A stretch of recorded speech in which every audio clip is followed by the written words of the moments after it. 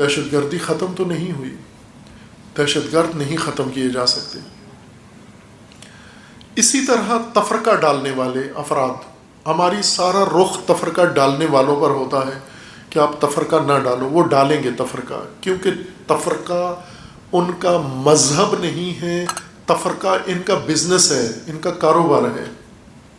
اس بات کو مان لیں، آپ غور کریں اس کے اوپر کہ جو لوگ مذہبی تفرقہ ڈالتے ہیں، شیعہ سنی تفرقہ ڈالتے ہیں، شیعہ کے اندر تفرقہ ڈالتے ہیں، سنی کے اندر تفرقہ ڈالتے ہیں، یہ مذہب کی بنیاد پہ نہیں ہوتے۔ ویسے نعرے مذہب کے لگاتے ہیں، لیکن یہ کاروبار ہے ان کا، بزنس ہے ان کا۔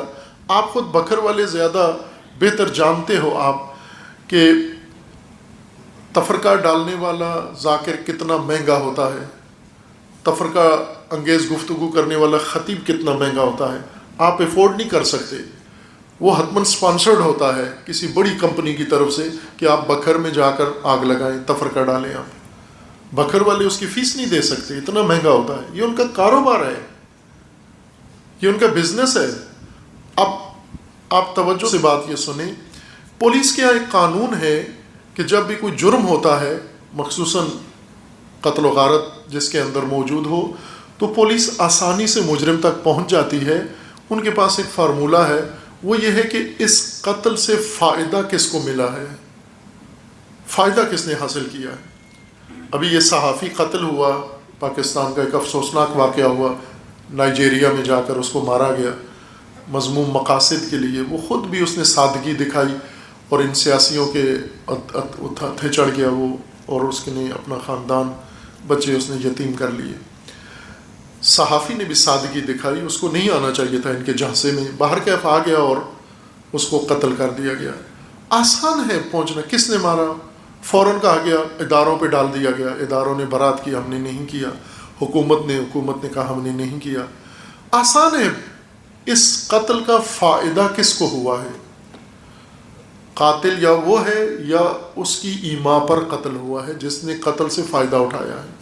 ہمیشہ آپ دیکھ لیں، بے نظیر صاحبہ قتل ہوئیں، کس نے کیا نہیں پتہ، فائدہ کس کو ہوا، بس آپ سمجھ جائیں جس نے فائدہ اٹھایا اس کو ضرور بیچ میں کوئی تھوڑا بہت عمل دخل تھا اس کا، جس نے فائدہ اٹھایا ہے۔ آپ مجھے یہ بتاؤ کہ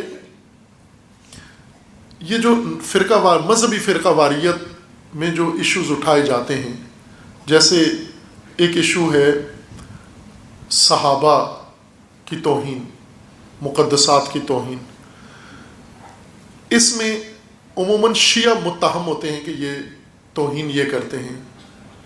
ان کے اندر ایسے کاروباری لوگ ہیں جو کرتے ہیں، شیعہ اہل بیت کا پیروکار ہے۔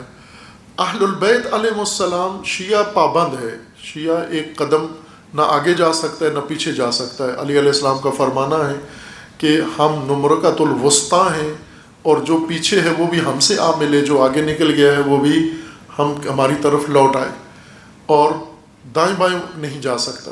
اگر دائیں بائیں نکلے گا تو یا غالی ہو جائے گا یا تالی ہو جائے گا۔